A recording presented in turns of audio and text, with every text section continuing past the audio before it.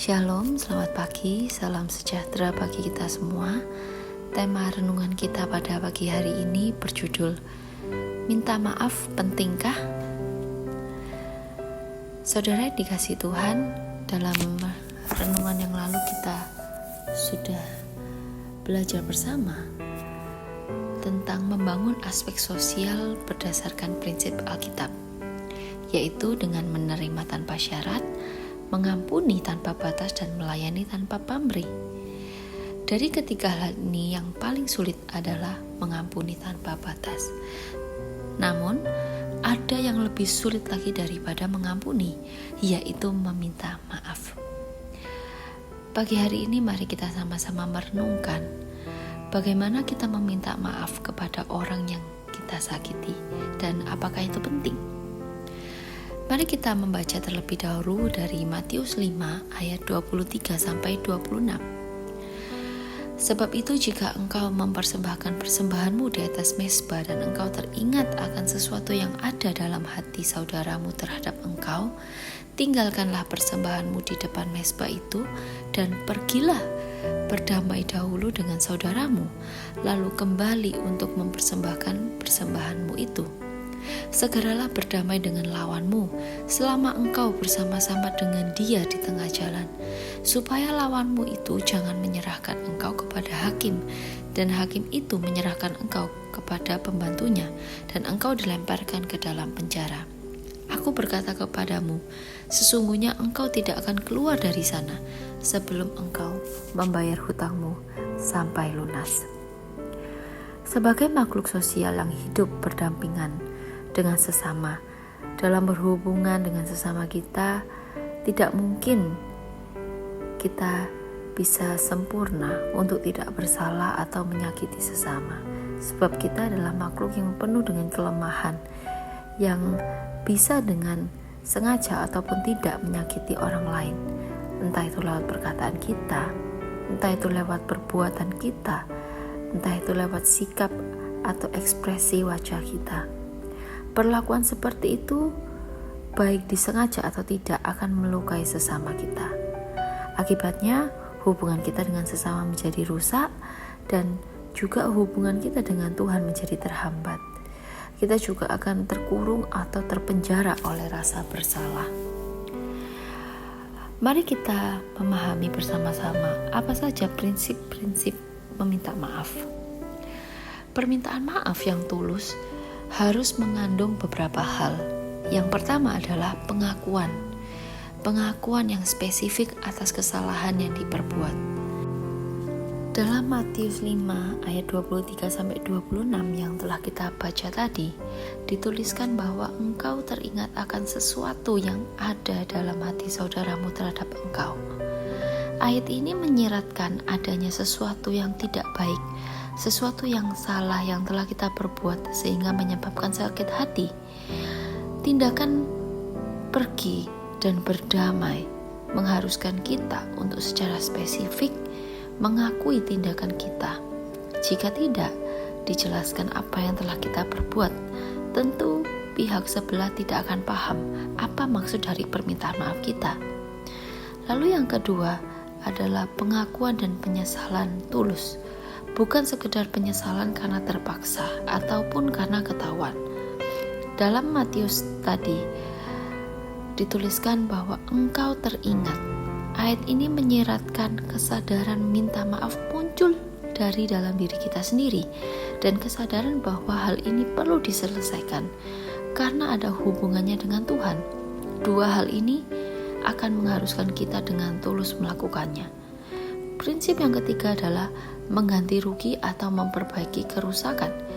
Dalam perjanjian lama diajarkan untuk mengganti apa yang rusak atau hilang, dan itu diterapkan dalam zaman Yesus juga. Ini menyiratkan bahwa permintaan maaf itu tidak hanya mencakup tentang kata-kata penyesalan, tetapi juga tindakan nyata untuk melunasi hutang yang disebabkan oleh kesalahan tersebut. Dengan menerapkan hal-hal itu, diharapkan kita akan memiliki komitmen untuk tidak mengulangi kesalahan yang sama. Tetapi kita tahu bahwa kenyataannya meminta maaf itu adalah sesuatu yang sangat sulit.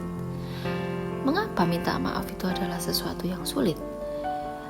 Yang pertama adalah karena harga diri atau ego.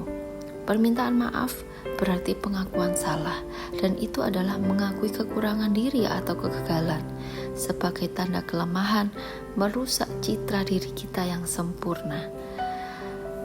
Minta maaf adalah sesuatu yang sangat sulit karena takut akan penghakiman. Ada rasa takut bahwa jika kita meminta maaf, kita memberikan alasan atau kesempatan kepada orang lain untuk menilai atau menghukum dan menghakimi karakter kita secara negatif. Kemudian ada alasan karena perasaan malu. Tindakan meminta maaf membawa serta perasaan malu yang merupakan emosi yang tidak nyaman, dan perasaan ini sangat-sangat ingin dihindari. Dan yang terakhir, mengapa minta maaf itu sangat sulit? Karena takut ditolak. Ada ketakutan bahwa meskipun kita sudah meminta maaf, pihak lain tidak akan menerima permohonan maaf kita, atau bahkan mungkin menggunakan permintaan maaf itu untuk membalas atau memperburuk situasi. Tetapi mari kita ketahui bahwa meminta maaf itu sangat penting. Hubungan yang rusak itu diperlukan adanya pemulihan, dan pemulihan itu hanya bisa tercapai dengan pengakuan dan permintaan maaf. Pengakuan dan permintaan maaf yang tulus membawa kita pada pemulihan hubungan kita dengan sesama kita. Jika pihak lain tidak mau memaafkan kita, itu di luar tanggung jawab kita. Kita tidak bisa memaksa atau mengubah orang. Yang penting, bagian kita sudah kita lakukan. Dan dengan permintaan maaf, itu akan membebaskan diri kita dari rasa bersalah. Selama kita menolak untuk minta maaf, kita adalah tawanan dari rasa bersalah. Kita dipenjara oleh emosi negatif kita sendiri, dan kita tidak akan bebas sampai kita membayar lunas atau melepaskan hutang tersebut melalui permintaan maaf. Menunda perdamaian berarti menunda kebebasan rohani dan kebahagiaan kita sendiri. Dan permintaan maaf itu membentuk karakter. Tindakan meminta maaf dapat membentuk karakter yang baik dalam diri kita. Sebenarnya banyak sekali karakter yang baik yang muncul dari tindakan meminta maaf. Tetapi yang akan menjadi fokus kita pada renungan pagi hari ini adalah karakter kerendahan hati dan tanggung jawab. Dalam Matius 5 ayat 23 sampai 24 tadi, kita sudah membaca bahwa dituliskan, pergilah berdamai dahulu dengan saudaramu. Pergi menemui orang yang kita sakiti, menyiratkan tindakan merendahkan diri. Seseorang harus menekan harga dirinya untuk mengakui bahwa ia bersalah.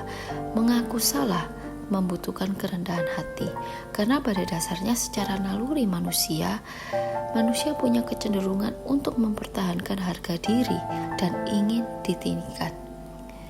Dan karakter yang kedua adalah tanggung jawab. Dalam Matius 5 ayat 25 sampai 26 dituliskan, engkau tidak akan keluar dari sana sebelum engkau membayar hutangmu sampai lunas. Kata-kata membayar hutangmu sampai lunas itu menyiratkan bahwa seseorang bertanggung jawab penuh atas akibat dari kesalahan mereka. Dan karakter-karakter ini akan terbentuk dari kebiasaan atau tindakan berulang. Oleh sebab itu, harus terus-menerus dilakukan. Meminta maaf juga sangat penting, karena meminta maaf itu memulihkan hubungan kita dengan Tuhan. Pada dasarnya, hubungan dengan Tuhan sudah diselesaikan oleh Yesus di atas kayu salib, oleh pengakuan dosa. Tapi ternyata hubungan dengan Tuhan tidak hanya dipulihkan oleh salib dan pengakuan dosa, tetapi juga oleh sikap dan hubungan kita kepada sesama. Ibadah tidak dapat dipisahkan dari hubungan dengan sesama. Kita tidak bisa berpura-pura mengasihi Allah yang tidak terlihat jika kita membenci saudara kita yang terlihat.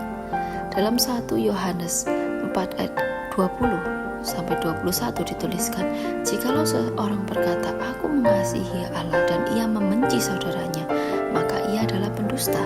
Karena barang siapa tidak mengasihi saudaranya yang dilihatnya, tidak mungkin mengasihi Allah yang tidak dilihatnya. Dan perintah ini kita terima dari Dia, barang siapa mengasihi Allah, ia harus juga mengasihi saudaranya.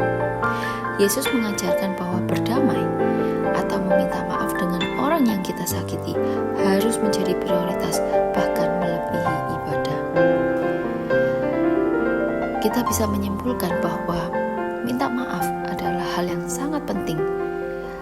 Minta maaf adalah hal yang sangat baik untuk diri kita sendiri, untuk membentuk karakter baik dalam diri kita, untuk membangun hubungan yang baik dengan sesama, dan juga untuk membangun hubungan dengan Tuhan. Oleh sebab itu, saudara-saudara yang dikasihi Tuhan, sekalipun minta maaf itu sangat sulit untuk dilakukan, tapi kita harus mengusahakannya. Kita percaya bahwa Tuhan akan menolong, Tuhan pasti memampukan kita, karena itu adalah kehendak-Nya. Menjelang kedatangan Tuhan Yesus kedua kali, mari kita lebih lagi membangun diri kita dengan lebih sungguh. Amin. Tuhan Yesus memberkati.